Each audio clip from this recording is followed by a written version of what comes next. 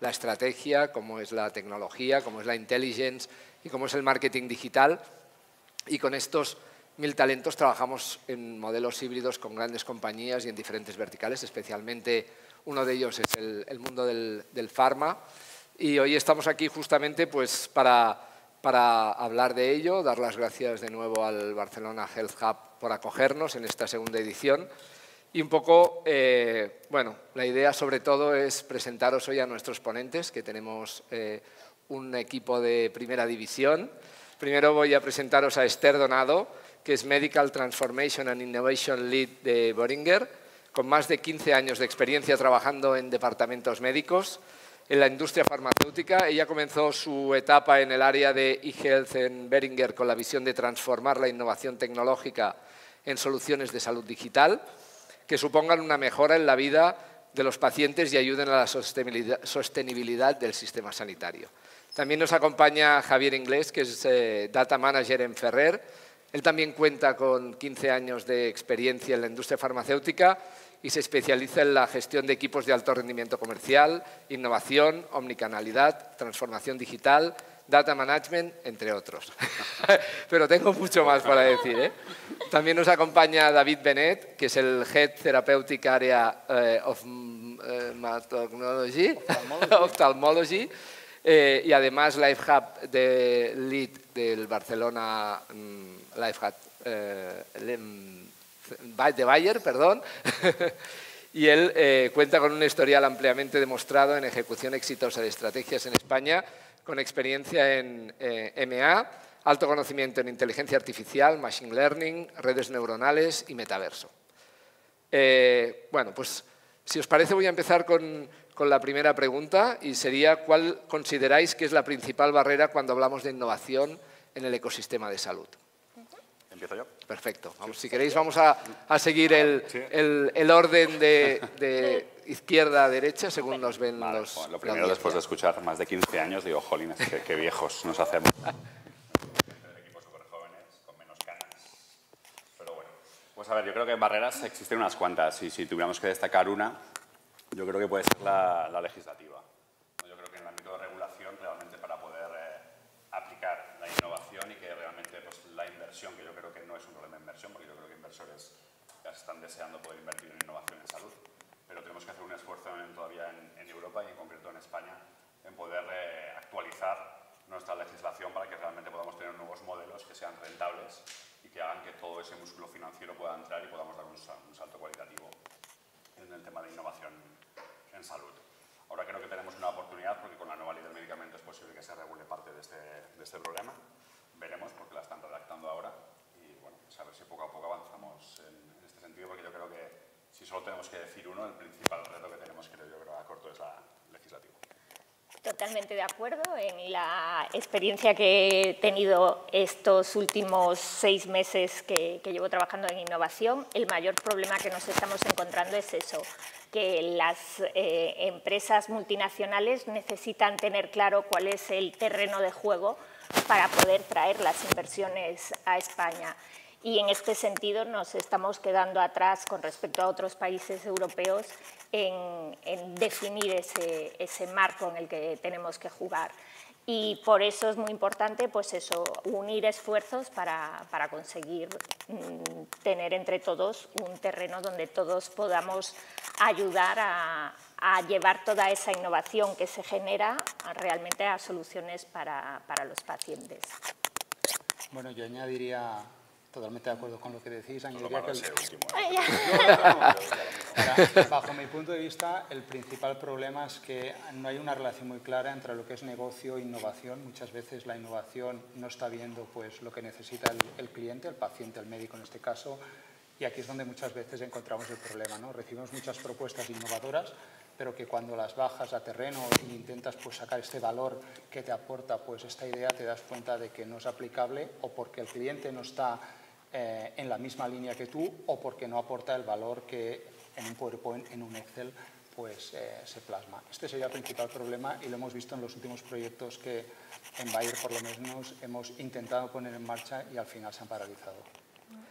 En ese sentido, entonces, ¿cómo desde vuestra compañía estáis intentando promover o crear esa cultura de la innovación dentro de estos entornos complejos, como comentáis? Bueno, esa es otra de las barreras con las que nos hemos encontrado y que estamos trabajando, que es justamente, estamos en una industria que ha vivido durante muchos años trabajando de una manera y las cosas han ido bien. Entonces, muchos se preguntan ¿para qué cambiar? Bueno, pues hay un trabajo interno, también tenemos desde los máximos responsables de la compañía ese impulso que nos dan para empezar a introducir sobre todo innovación externa en la compañía. Para nosotros es muy importante empezar a interactuar pues eso, con hubs como este de innovación, conocer un poco más el día a día de las startups, su problemática, para poder crear esos vínculos que nos permitan trabajar juntos. Pero es eso, la interacción para nosotros es uno de los temas clave a la hora de cambiar la mentalidad. Sí, también es así. Y, bueno, en Ferrer desde hace unos 3 años o así que hemos empezado digamos que a profesionalizar un poco el tema de digital, de innovación. Y al principio también nos costaba mucho a nivel cultural porque en la industria farmacéutica cuando hablas de innovación se asociaba siempre a desarrollar un nuevo medicamento, un nuevo fármaco, porque somos altamente especializados en eso. Entonces, girar, ¿no?, hacia una innovación más abierta donde gente de fuera del sector, pacientes, otros stakeholders como el Hub o otros grupos de emprendeduría te pueden ayudar, cuesta y tiene que ser como venir de muy arriba, ¿no? Tienes que estar muy empoderado por la alta dirección para que realmente esto cale en las organizaciones. Y algo que también hemos comentado antes de empezar, los tres, que yo por lo menos mi experiencia es que la industria farmacéutica era como muy cerrada en sí misma, muy en silos. Costaba mucho entrar en la industria farmacéutica, o sea, era muy raro que alguien de la banca pudiera acceder a trabajar en la industria. Y esto al final hacía que todo el mundo pensara igual, que pues eso, como está altamente regulado, pues todo el mundo iba bien, más o menos. Entonces, abrirnos al talento externo del mundo de farma, yo creo que ha sido una de las claves. Y en Ferrer hemos notado que la aceleración ha venido cuando han llegado personas que no sabían lo que era compliance y que no sabían esto no se puede hacer, sino que realmente han empujado la línea roja un poco más hacia afuera. Mira, nosotros en Bayer tenemos unos valores que los definen la palabra LIFE, que es liderazgo, integridad, flexibilidad y eficiencia. Lo que hemos hecho ha sido coger estos valores y de alguna manera se ha realizado una encuesta a nivel global para definir 3 parámetros de cada uno de ellos para cambiar este mindset a digital. Siguiente paso es que ahora se están realizando unos grupos de trabajo porque el objetivo que tenemos, aparte de contactar con hubs o Barcelona Health Hub o empresas externas, es llevar a toda la gente que está en el punto A al punto B, ¿no? La idea es, como directivos, pues no prescindir de nadie y facilitar este camino, esta performance hasta el objetivo digital que estamos viviendo. Has tocado un punto muy interesante, el del talento, ¿no? Y de no solo captarlo, sino cómo transformáis el talento que tenéis in-house en la compañía. En ese sentido, alrededor del talento, ¿cómo lo afrontáis desde cada una de vuestras compañías? Nosotros desde hace también 2 o 3 años hicimos lo que hemos llamado Moving to Digital, que al final es algo parecido a lo que han hecho los compañeros, que era pues, empezando desde un autodiagnóstico de cada uno para ver realmente pues, dónde estabas en este mundo de la digitalización, poder ofrecer a la gente pues, un desarrollo personalizado con unas formaciones personalizadas y poder incluir agentes de departamentos, como es tu caso, ¿no? Que me comentabas del departamento médico, que hace 5 años nos hubiera parecido increíble que alguien del departamento médico esté liderando un departamento de innovación.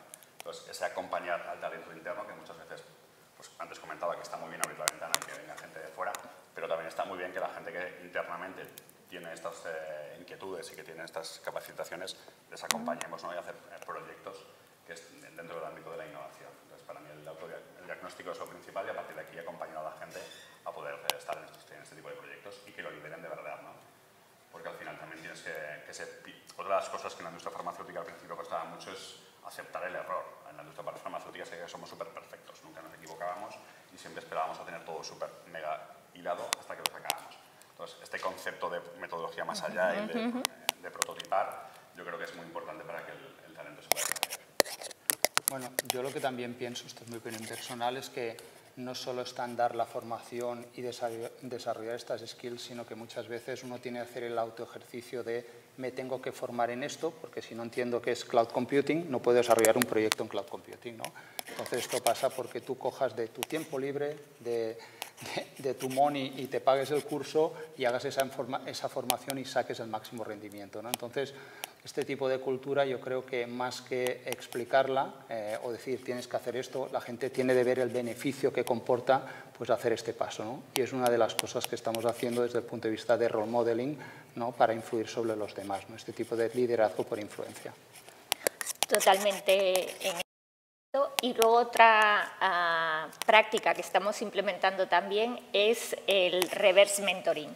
Es decir, pues eso, gente que llevamos muchos años en la industria y que ya tenemos una forma establecida de trabajar, aprovechar pues esas nuevas incorporaciones de gente con otro tipo de mentalidad que se incorpora a la compañía, cómo nos retan también a nosotros a plantearnos maneras diferentes de hacer las cosas. Y es algo que realmente te motiva mucho porque te obliga a darle dos vueltas a lo que estás haciendo habitualmente. Y ahora que comentaba esto del talento nuevo, ¿no? ¿Y cómo veis más la cultura de la compañía, de arriba a abajo en ese sentido o de abajo a arriba? Y yo aquí, por la experiencia esta que tengo en 6 años, en 6 meses que estoy muy sensibilizada, es que sí que tienes que tener el empowerment de arriba, pero realmente el cambio viene de abajo. O sea, para mí está siendo muchísimo más fácil crear proyectos, crear la ilusión, crear la visión con mis compañeros, que en cuanto empezamos a elevar las cosas un poco para arriba, sí, la innovación está muy bien, pero chirrían las estructuras. Y eso también es algo que, en mi caso, estoy aprendiendo a gestionar. Yo por mí, también lo hablábamos antes, es verdad, pero para mí es muy, muy importante que la alta dirección se lo crea de verdad. Porque si no acabas frustrando a la gente, o sea, acabas haciendo casos de uso súper chulos, pero que luego no se aplican. Entonces la gente al final, digamos que se frustra y por eso hay movilidad en los equipos, cuando realmente la alta dirección no puede aplicar lo que somos capaces de hacer. Porque en la innovación yo creo que la capacidad de frustrarte es importante, ¿no? Y para mí estos foros es importante porque colectivizas un poco esta frustración. Te das cuenta que es que tú no es que seas el que lo está haciendo súper mal, sino que la industria, casi todos, estamos en el mismo escenario.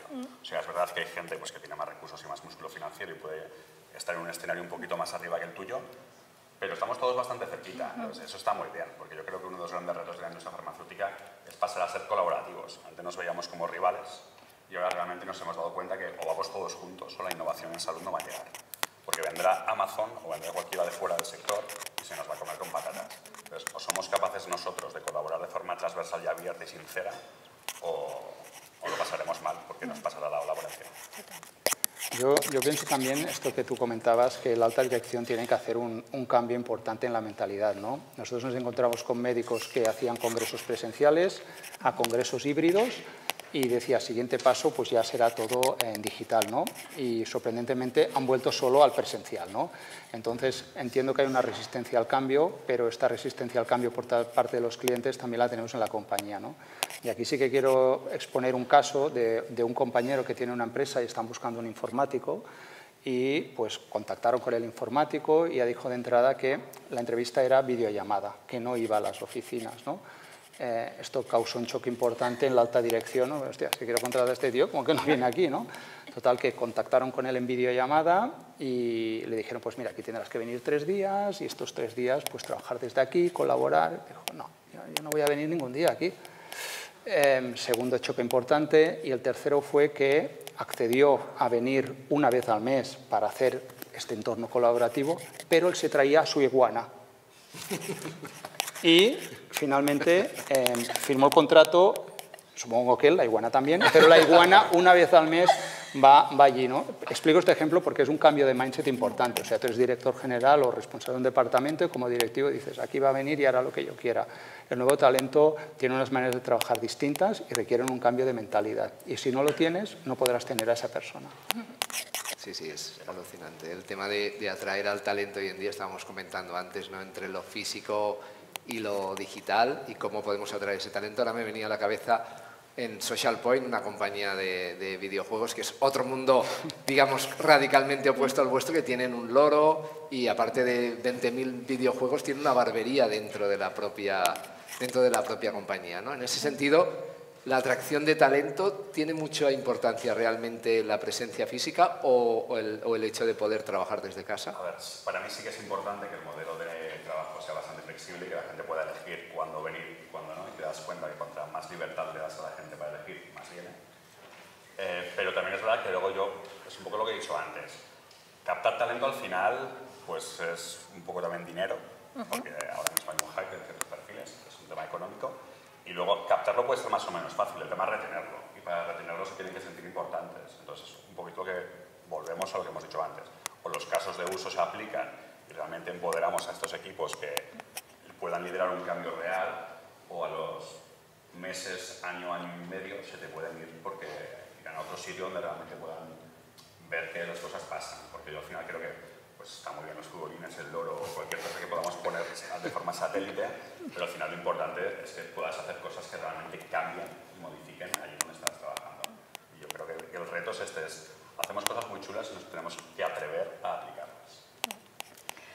Y solo por añadir a todo esto, que tenemos la suerte de que vivimos en Barcelona y para compañías multinacionales, o sea, la cantidad de compañeros que nos piden para venir a trabajar aquí es impresionante. Entonces, poderle dar esas condiciones, esa capacidad de desarrollo profesional, ayudaría mucho porque realmente las condiciones externas, digamos, el ecosistema de innovación que tenemos en Barcelona, atrae a mucha gente. Y las iguanas están contentas. Sí, las iguanas también tienen un clima adecuado. El clima es muy bueno. Pero parece una tontería, pero realmente la cantidad de propuestas de venirse a trabajar a Barcelona simplemente por eso, por el entorno que tenemos, es importante también. La calidad de vida. Yo rompo algo que a lo mejor no es políticamente correcto, pero nos estamos quedando un poco atrás respecto a Málaga y Valencia. O sea, bueno, sí. Barcelona hace unos años era referente y ahora mismo pues tenemos que seguir Málaga. defendiendo y estamos muy bien, pero yo creo que realmente Málaga y Valencia están impulsando las cosas de una forma que ya me gustaría que aquí estuviéramos así. Yo añadiría aquí que, repito lo que decía al principio, para mí lo importante como director de la compañía es llevar a esta gente que está en A a B. Está muy bien coger talento. Muchas veces ni lo de dentro es mejor que lo de fuera, ni lo de fuera es lo de dentro, no. Creo que tiene que haber un plan de desarrollo y creo que es todas las tres compañías que estamos aquí hay un plan de desarrollo para llevar a toda esta gente hacia el entorno digital, que además considero que es exclusivo, entendiendo exclusivo no como un tema de lujo, sino exclusivo de que si no te adaptas te excluye, te quedas fuera, ¿no? Y por lo tanto el tema de tecnología, digitalización, innovación, hay que cogerlo a un cierto ritmo. Si no vas a ese ritmo te quedas fuera. La siguiente pregunta es de data, multicanalidad, patient centrity, real world evidence. ¿En qué ámbitos tenéis pensado innovar o centrar la mayor cantidad de recursos o cómo tenéis pensado crecer los próximos años? Bueno, yo aquí diría que desde Global una de las directrices que tenemos es que ha aparecido por primera vez unos revenues, un añadir valor desde el punto de vista digital. Por lo tanto, estamos trabajando ya en cómo podemos capitalizar esto.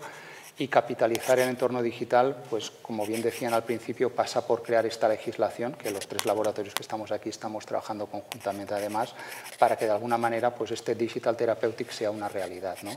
Entonces yo creo que para hacer esto, pues una vez más pondremos el paciente en el centro y en medio nos encontraremos con el médico como interlocutor clave pues, para llegar a estos pacientes. Por lo tanto, desde el punto de vista comercial, al menos por lo que a mí me atañe, es la vertiente pues, más importante a día de hoy. Y un poco en línea con este enfoque colaborativo, por mi pasado en médico, a mí me encanta el tema del Real World Evidence. Y una vez más, uno de los problemas que nos encontramos es la interoperabilidad de los sistemas a nivel nacional. Eso es otro gran hándicap cuando nos comparamos con otros países europeos que tienen unas bases de datos sanitarias que les permiten obtener una cantidad de información impresionante. Y realmente para mí es un cambio de paradigma el pensar en pasar de la evaluación de los medicamentos solo basada en los ensayos clínicos a realmente esa evaluación basada en la práctica clínica. Y creo que aquí también es otro de los grandes retos que tenemos para trabajar.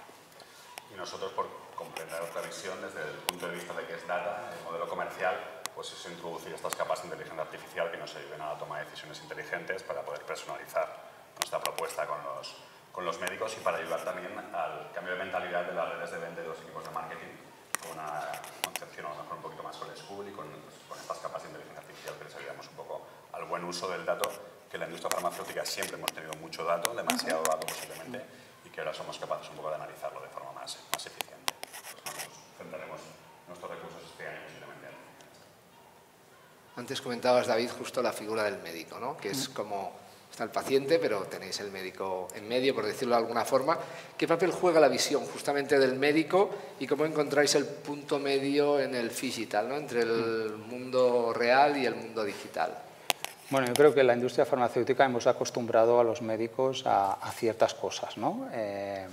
Sobre todo activas, ¿no? Pero desde luego cambiar esta tendencia de ir a congresos o participar en ciertas sesiones clínicas y hacerlo en modo virtual, pues para mí pasa en que haya un cambio generacional, ¿no? Porque hay gente que ya está en una franja de edad donde no la vas a cambiar, ¿no? No obstante, sí que nos encontramos que, bueno, todos los médicos que están empezando o que están a medio caballo, ¿no?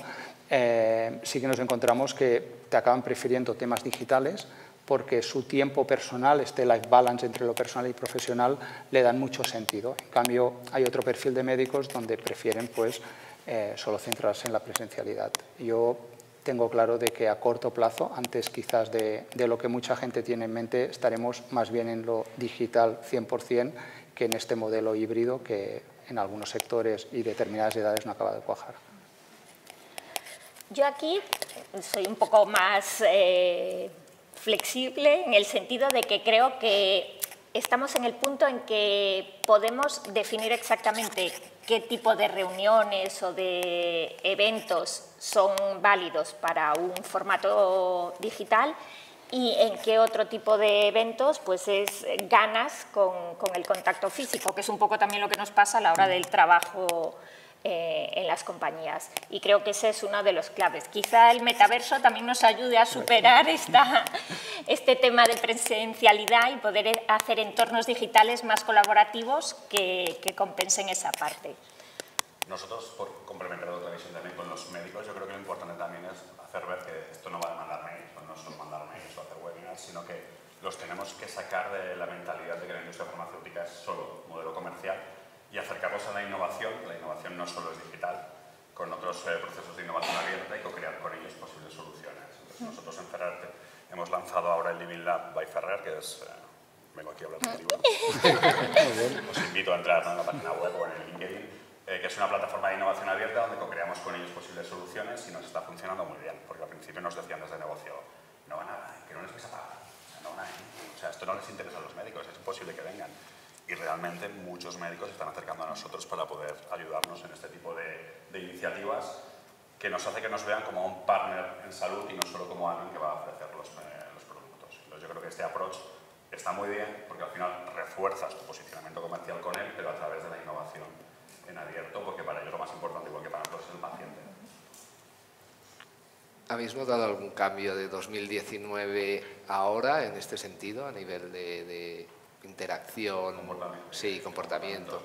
Lo vimos, creo que estaremos todos de acuerdo, porque no quedó otra, ¿vale? Al final llegó el COVID y esto cambió y forzamos, y la industria farmacéutica es algo que hacemos muy mal, porque cuando queremos forzar, forzamos demasiado. O sea, tenemos tantos recursos y somos tantos que inundamos de mails, inundamos de webinars, tantos, al final esto fuimos con tanto músculo que ahora ha generado un efecto rebote que creo que comentabas tú antes, que es verdad que ahora están locos y es normal y hay que dejar que se regule y que quieran volver a la presencialidad y que poco a poco pues iremos equilibrando. Pero sí que es cierto que ya se nota que están un poco lejos porque yo creo que la administración sigue estando lejos, entonces no tienen ni los dispositivos ni los recursos para poder hacer una interacción realmente de calidad, a lo mejor en digital como nos gustaría. Pero yo sí que he notado que la curva de aprendizaje de los médicos en estos 2 años está siendo favorable y que poco a poco se están acercando mucho a esta omnicanalidad que queremos hacer nosotros y a esta parte de innovación que hemos comentado antes también con la industria.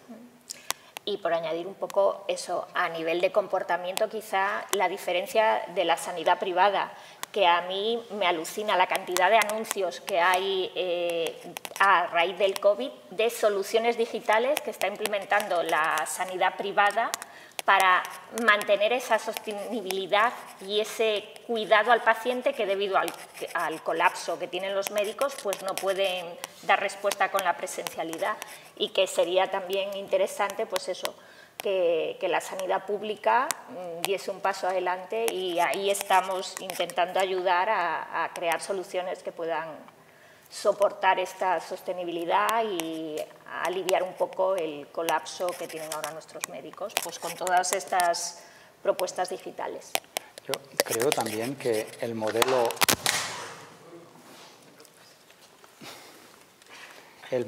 eco en el cual ahora estamos todos inmersos, ¿no?, de no contaminar, no coger aviones, menos carriles en Barcelona, va a llevar a que este proceso de digitalización pues en cierta manera se acelere, ¿no? Yo creo que cada vez más, y nos ocurre a nosotros en nuestro target, ¿no?, que ciertas personas desplazarse es que no les da tiempo entre pública, privada, familia, hijos, etcétera, ¿no? Y entonces esto fuerza a que los canales digitales pues sean la única alternativa que queda. O de las pocas, vaya, no la única. ¿Cuál consideráis que sería la aportación de vuestras compañías en el ecosistema como aceleradores de la innovación?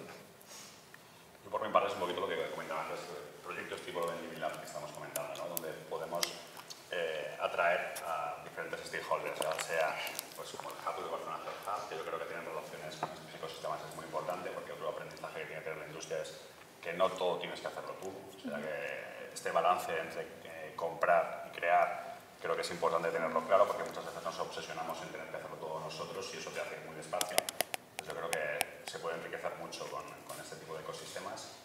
Entonces yo creo que el posicionamiento abierto colaborativo que hemos dicho antes entre toda la industria farmacéutica, entre las asociaciones de pacientes, entre la administración, que a veces nos olvidamos que hablamos del paciente, del médico, pero quien paga normalmente es la administración. Entonces también tiene que estar dentro de esa toma de decisiones en la parte de innovación. Entonces poder fomentar estos foros yo creo que es algo clave para poder apoyar. Totalmente de acuerdo en el tema de la comunicación entre los diferentes integrantes de este ecosistema y creo que es muy importante a nivel también de poder atraer esas inversiones desde fuera. Es decir, nosotros también tenemos la suerte de tener casas matrices fuera que tienen pues eso, ahora interés en invertir y mostrarnos como un ecosistema potente y con capacidad de generar oportunidades para esta inversión. Yo creo que hay dos puntos digitales importantes. El primero es cómo nosotros llegamos al médico, todo lo que hacemos, que antes explicabas, webinars, newsletters, approve emails, etcétera. Este sería un camino. Aquí estamos todos pensando qué otro canal podemos utilizar. Otro sería el de Digital Therapeutics, es decir, cómo podemos crear aplicaciones de valor que el Ministerio de Sanidad y el Sistema Nacional de Salud apoye y que, por lo tanto, descargue el sistema y, de alguna manera, podamos añadir valor a nuestras compañías farmacéuticas. Creo que aquí, pues, Health Hub y cualquier hub con el cual podamos trabajar y co-crear nos va a ayudar, sobre todo en el camino de multicanalidad, pero creo que el más importante es el de generar este valor, porque el sistema creo que está saturado y en cualquier área terapéutica que estemos nos damos cuenta que de alguna manera tenemos que mejorar este journey del paciente en alguna de las etapas, porque muchas enfermedades son crónicas y por lo tanto no estamos hablando de te doy una pastilla, te opero y estás curado, sino que debido al envejecimiento cada vez son más personas las que están en el sistema y la saturación es inevitable. Sí, es verdad que yo por lo menos también para poner el punto positivo en lo que está pasando en salud a nivel de los hospitales, los departamentos de innovación de los hospitales públicos han mejorado muchísimo en estos 2 años. Antes preguntabas cómo han avanzado los médicos, pues una cosa son los médicos a nivel individual, a nivel colectivo, digamos en hospitales ahora mismo se trabaja la innovación de una forma muy profesional, con más recursos que antes, y yo creo que esto es una muy buena noticia para todos. Bueno, muy interesante. Hemos hablado de innovación, hemos hablado de futuro, hemos hablado de tecnología y sobre todo hemos hablado mucho de talento. No sé si en este ámbito, para ya cerrar la sesión de hoy, antes de dar el turno a las preguntas, queréis agregar algo desde estos ámbitos. Pues poco más, que es un lujo poder asistir a este tipo de eventos, porque al final el networking y el poder, como he dicho antes, hablar con otros compañeros para ver qué están haciendo, cómo podemos colaborar, es muy importante. Así que un placer que sigáis apoyando este tipo de sesiones y poco más que hablar. Igualmente, muchas gracias. Sí. Pues muchas gracias. Ahora, si tenéis alguna pregunta, estaremos encantados de escucharla. Sí, hablamos mucho. La pregunta va para la señora equipo de Estar librado. ¿Qué hacer aquí? La pregunta va para ¿qué haces aquí? No le interesa tu libro, ¿eh?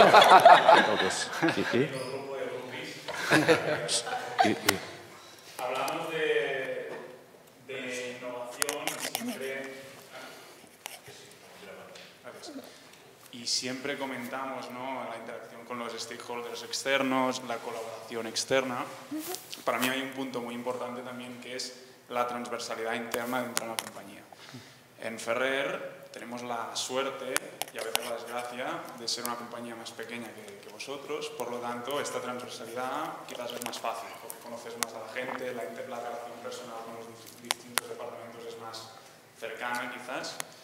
Entonces quería preguntaros cómo gestionáis esta parte ahora mismo importante de la innovación, que es la gestión interna de los distintos equipos, digamos, y departamentos. Empezar. Bueno, a ver, yo he trabajado en empresas pequeñas y en empresas más grandes, ¿no? Incluso más grandes que las que estoy ahora, ¿no? Entonces, no creo que el hecho solo de la personalidad sea un hecho diferencial. Es decir, es como el médico que quiere volver al congreso presencial. Esto está muy bien, ¿no? Pero si tú no evolucionas, sales de tu zona de confort, es difícil no innovar. Y nosotros, por ejemplo, en Bayer, pues que tenemos tanto nivel regional como nivel global, lo acabas haciendo por telellamadas, ¿no? O por videollamadas, y cada vez más tenemos menos eventos presenciales. Es decir, antes sí que tenías, pues cada mes o cada 2 meses tenías que irte a Zúrich, a Estados Unidos, donde fuera. Yo creo que ha cambiado la mentalidad de la gente, tanto interna como externa, y lo hacemos todo con videollamadas. Sí que es cierto que no todas se hacen en el iPad, en el ordenador. Hay salas para que tú, a nivel país, pues puedas compartir con otra sala de otro país, pero creo que es un tema de mindset una vez más, ¿no? Es decir, yo no si estoy aquí he de ser capaz de comunicar mejor o peor, a lo mejor también dependerá de tu capacidad de escuchar y de absorbir lo que yo te estoy diciendo. Correcto. La capacidad, ¿no?, de involucrar a distintos departamentos. Mira. Al final yo me encuentro con todos los departamentos de la compañía, me encuentro en la cafetería. Claro. Pasado por el mundo, ¿no? A veces quizás es más difícil esta interacción. Mira, nosotros, yo te hablo ahora ya de negocio, ¿no? Es decir, yo llevo toda el área de oftalmología y una de las cosas en determinados congresos es, mira, este congreso pues no vamos a ir, ¿no? Ostras, tengo que ir al congreso sí o sí. Estamos hablando de viajes caros a nivel de hotel, billete, inscripción, ¿no? Hostia, pero ¿por qué quieres ir a este congreso? No, porque es que lo que se habla en los pasillos, entonces, claro, acabas diciendo, es que la industria farmacéutica te está pagando para que oigas un simposium, un estudio, es decir, no para que hables en el pasillo. Esto no aporta ningún valor, ¿no? Lo que importa es lo que tú estás viendo en la sala esa, o en el simposio de Ferrer, o de Boehringer, o de Bayer, ¿no? Entonces te acabas dando cuenta que la posibilidad que tú tienes, si lo haces desde casa, o desde la consulta, o sesiones clínicas, es mucho más amplia, porque puedes estar en tu sesión clínica viendo un simposio, un congreso que está en Estados Unidos, lo puedes ver 20 veces, lo puedes comentar, ¿no? Entonces esto para mí es un cambio de mentalidad, ¿no? Entonces hay gente que no lo ve, no lo va a ver nunca. Yo espero que la gente acabe viendo la ventaja de poder hacer esto y seguir disfrutando de tu vida con tu familia, con tus amigos, ¿no? Pero bueno, está aquí la posibilidad donde tú te quieras ubicar. No sé si contesto a tu pregunta o no. Mi experiencia es que en Boehringer todavía estamos un poco desorganizados a nivel de conexiones y cuesta entender quién es el interlocutor válido para tomar según qué decisiones, sobre todo es a nivel de toma de decisiones. La motivación de la gente es muy alta, pero llega un momento en que alguien tiene que tomar la decisión a nivel global y pues va saltando de una persona a otra porque no está todavía bien definido. Sí que es un problema, un área de mejora que tenemos. Sí, pero... Bueno, esto que no salga en la grabación. No, que yo también os diría una cosa, viendo a los tres de Ferrer, que además no somos competencia en nada, por lo tanto, bien. Pero yo lo que sí os diría es que la manera para mí, la mejor manera para ganar credibilidad dentro de la compañía es lo que decía antes, es decir, sois jóvenes, formaros. Cuando tú recibes una formación, te ubicas en otro nivel, puedes hablar de las cosas con cierto criterio y cuando tú hablas de algo con criterio y amplías esta visión, puedes crear proyectos innovadores, ¿no? Y esto te va ganando un reconocimiento que cuando ya llevas pues nuestra edad, que es más, pues si lo has hecho más o menos bien, pues tienes una cierta credibilidad, ¿no? Pero pasa por hacer este autoanálisis de en qué soy bueno, en qué no soy bueno, en qué me voy a formar, lo voy a hacer, dedico mi tiempo a esto. Yo os animo a hacer esto porque es la manera de tener una ventaja competitiva que depende solo de ti. Sí. A ver, no querías que contestara, pero yo voy a contestar. Yo creo que al final la innovación no va a la misma velocidad en todos los departamentos. Y esto es un proceso que también tenemos que entender a nivel interno y respetar. Y por eso es muchas veces que vamos a proyectos de moonshot, de decir, bueno, vamos a hacer un caso de uso increíble, y pues es un error, porque al final la organización no está preparada para asumirlo. Entonces yo creo que fragmentar los proyectos en casos de uso más sencillos es la clave para que esta innovación vaya cogiendo la misma velocidad en departamentos transversales, pues como puede ser compliance, legal, y departamentos que a lo mejor son los que tienen que asumir más riesgo a la hora de poder aprobarlos. Y luego identificar a nivel más de local a personas que realmente están motivadas por la innovación, que alguna rara avis siempre hay en legal, en compliance, y crear esa comunidad. Para nosotros, es lo que os decía, a nivel de compañeros está funcionando súper bien. Y es una gozada porque es eso, es que es gente que viene a trabajar más a más de su trabajo con una sonrisa.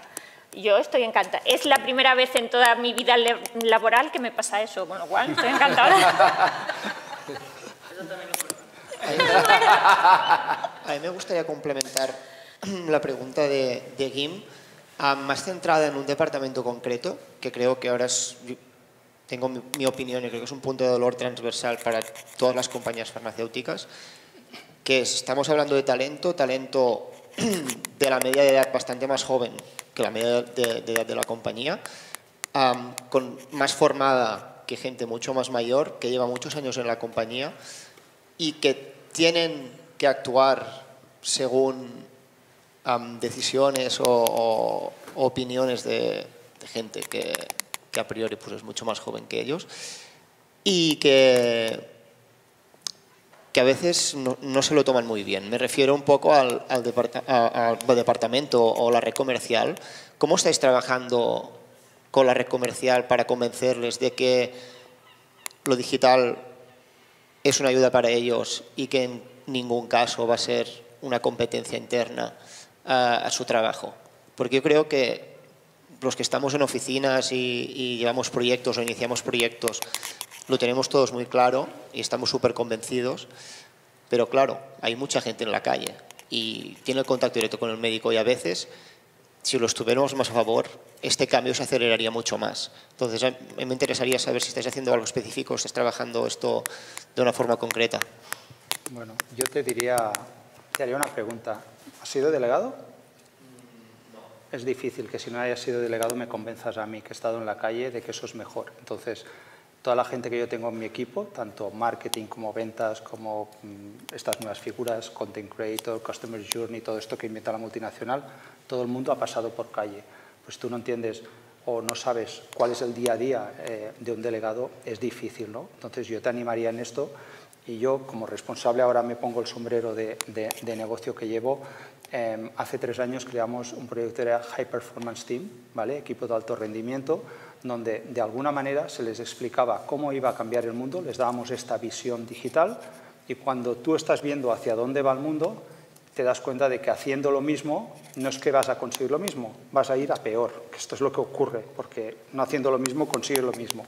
Entonces, cuando tú has estado en la calle, formas parte de este proyecto y les das las herramientas en digital y les explicas que dentro de poco no van a ser delegados de folletos, de approve email, porque esto lo puede hacer alguna máquina, sino que son gestores de proyecto. Y creo que comentaban que hay nuevas figuras, ¿no? En los hospitales pues, está el responsable de innovación, está el responsable de humanización, está el responsable de calidad, son stakeholders importantes y lo ves en la calle, pues lo que puedes hacer es decirles, hostia, trabaja con esta gente y este proyecto véndelo porque no solo vendes medicamentos, sino que estás vendiendo proyectos para que el journey del paciente vaya mejor, ¿no? Entonces, esta es mi experiencia y si estuvieras en mi equipo estarías en la calle on top de lo que haces, pero trabajando. Vamos a matizar. No en la calle, no te echaría, ni de broma, ni de broma. No, pero... Te lo digo en positivo, sí, esto de verdad, no lo de la calle. No, lo digo porque no he estado en la calle, pero he tenido muchas conversaciones con gente que lleva muchos años de forma transparente, de tú a tú, y muchas veces nuestra visión desde oficinas y iniciamos proyectos y les formamos, pero la realidad y la práctica de su día a día, que como sabes que ese delegado es, pues tienes que visitar a muchos médicos, tienes poco tiempo, a veces esto termina pasando en un segundo plano y me interesaba saber eso, si había algo concreto que hubieras hecho que hubiera hecho este clic. Piensa una cosa, que lo que tú hablas de ver los médicos, el call plan típico, no sé cómo le llamaréis, está muy bien, ¿no? Pero el call plan ya no solo pasa por ver 13 médicos al día, es decir, nosotros el call plan lo montamos como, escucha, tienes de ver al de innovación y además si quieres el bonus, pues hay que presentar un proyecto de innovación e implementarlo en tu zona. Es la manera de cambiar la mentalidad. Si hacemos lo mismo de siempre ver 15 médicos, pues mira, tocado, te pongo el rapport y a por el siguiente. Esto no aporta ningún valor. Y para mí también es importante hacerle ver la utilidad que tienen esos proyectos para ellos. Nos pasaba que les hacíamos cubrir un montón de encuestas recogiendo insights de clientes. Pero luego esas encuestas nos las quedábamos nosotros hacíamos nuestros proyectos en la oficina y se los volvíamos a volcar. Pero no le explicábamos que esos proyectos se generaron en base a esos insights o no los hicimos participar de la creación y el análisis de esos insights o esos datos que ellos recogieron. Entonces, para mí también es importante eso, cuando les involucras en proyectos, hacerlos partícipes y que vean realmente que les va a ser útiles para su día a día. Yo puedo contestar, Pablo. Yo tengo como dos visiones aquí. A ver, una, yo he estado muchísimos años como delegado comercial, como jefe de ventas y al final a mí me ven como uno de ellos. Y es verdad que eso ayuda, pero yo creo que a veces caemos en el error de intentar convencer a la red de ventas. Esto cambiará cuando el cliente cambie. Esto cambia cuando el médico realmente no les vea y cuando el médico realmente tenga esa mentalidad. O sea, yo creo que tenemos que invertir más esfuerzos en cambiar la mentalidad del médico que la de la red comercial. Yo a la red comercial siempre le digo, yo te preparo para que lo utilices. Si tú crees que no lo tienes que utilizar, pues ya está. O sea, no te vamos a medir por algo para empujarte a hacerlo. O sea, no hay que llevarlos a empujones. Entonces, ¿cuándo llegarán? Cuando el cliente final, que es el médico, cambie. Entonces yo creo que tenemos que invertir más recursos y más tiempo en hacer cambiar al cliente final. Porque al final, de forma innata, eso va a llegar. Al final es como una lucha, ¿no? Siempre estamos, yo creo que en muchas compañías nos pasa, ¿no? Es que la red no lo quiero utilizar. Bueno, pues es que estamos todos igual y es normal. O sea, no lo usarán hasta que el cliente final se lo pida. Y me parece muy bien también empujar con KPIs inteligentes, que me parece muy bien el tema de proyectos, porque no solo hemos cometido errores, yo creo que todos, de medir indicadores de apertura de mails, de visitas en remoto, eso es forzar, o sea, pero implementar un proyecto está muy bien. Igualmente, ahora hablo de mi área terapéutica, el médico en muchos sitios ya no es el decisor. El que decide es el gerente del hospital, que además asesora de estas personas, de estas nuevas figuras, ¿no?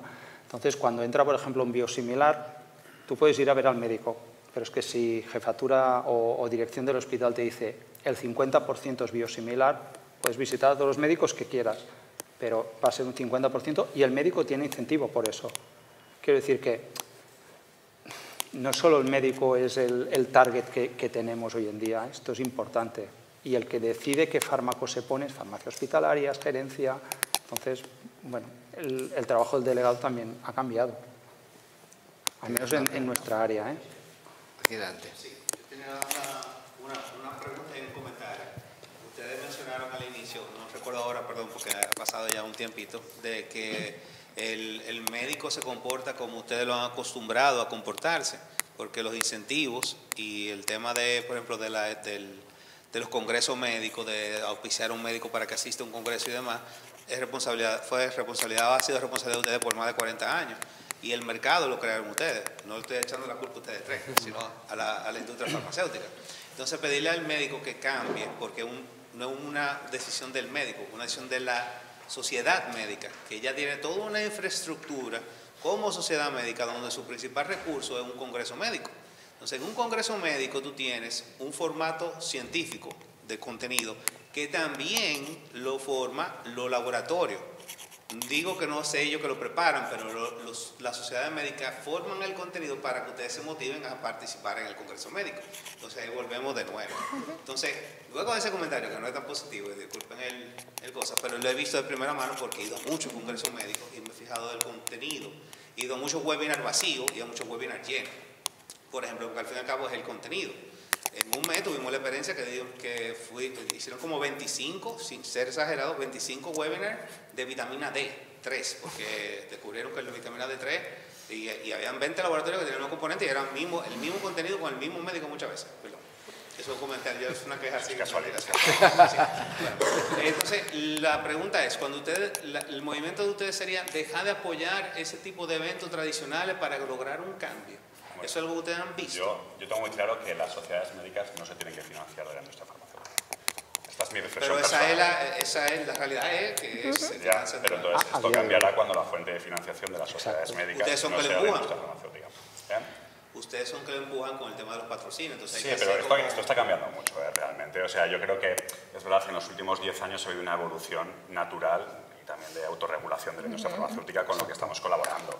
Entonces, ahora mismo, cada vez la dependencia es menor, cada vez el tipo de participación que tiene la industria pues es mucho más coral y es mucho más en la parte científica. Es verdad que aún tenemos una dependencia umbilical de cuando se creó todo esto, que cada vez nos estamos separando un poco más y tiene que ser de forma natural, no abrupta. O sea, tampoco podemos cortar de forma abrupta una tendencia de 40 años.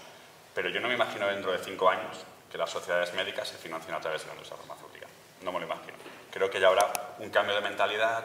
Las sociedades médicas tienen que pensar que quieren ser de mayores también. Entonces yo creo que aquí queda mucho camino por recorrer juntos con ellos, porque somos los dos las partes involucradas, no solo la industria, al final tienen que ir todos juntos. Con ellos y con la administración, porque un poco esa necesidad que vino a cubrir la industria farmacéutica es porque en España, a diferencia de otros países, la formación médica no está impulsada por el sistema público.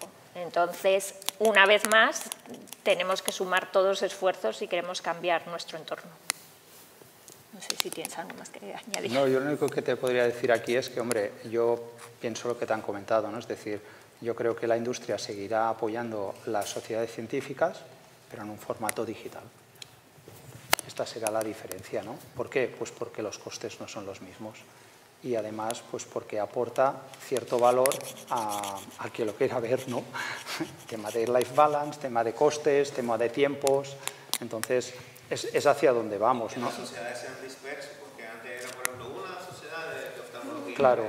Y ahora de oftalmología, de miopía, o sea, 60 sociedades de los ojos. Claro. Nacional, regional, subregional, claro, llega un momento donde... Porque el formato siempre es paro de money. ¿Dónde viene el ingreso? El ingreso es el congreso y busca patrocinio. Entonces, ese ha sido el problema. Y yo desde fuera es lo que veo. Desde fuera y de adentro, porque no he sido delegado. Porque hay que hacer un cambio. Muy bien. Tenemos una pregunta más. Buenas tardes, gracias por los comentarios. La verdad es que son súper enriquecedores y visiones casi paralelas, aunque sean de compañías muy diferentes. Las tres compañías habéis tenido laboratorios de innovación en el pasado, casi te diría separados del negocio habitual. Antes se ha comentado el tema de la red de ventas. En Boehringer tenéis BAX, Bayer, súper conocido, App for Grants y un montón, y en Ferrer también habéis tenido. El tema de la red de ventas, os quiero pedir que hagáis una proyección, porque a día de hoy se ha mencionado los Digital Therapeutics como una fuente de negocio futura. No hay ni una sola compañía de Digital Therapeutics que haya hecho break-even, o sea, que esté dando dinero. Entonces, ¿cuál es la base para eso? Teniendo en cuenta que al final, sobre el papel, la teoría la conocemos todos. Un Digital Therapeutic no tiene coste de producción, no tiene coste de distribución casi.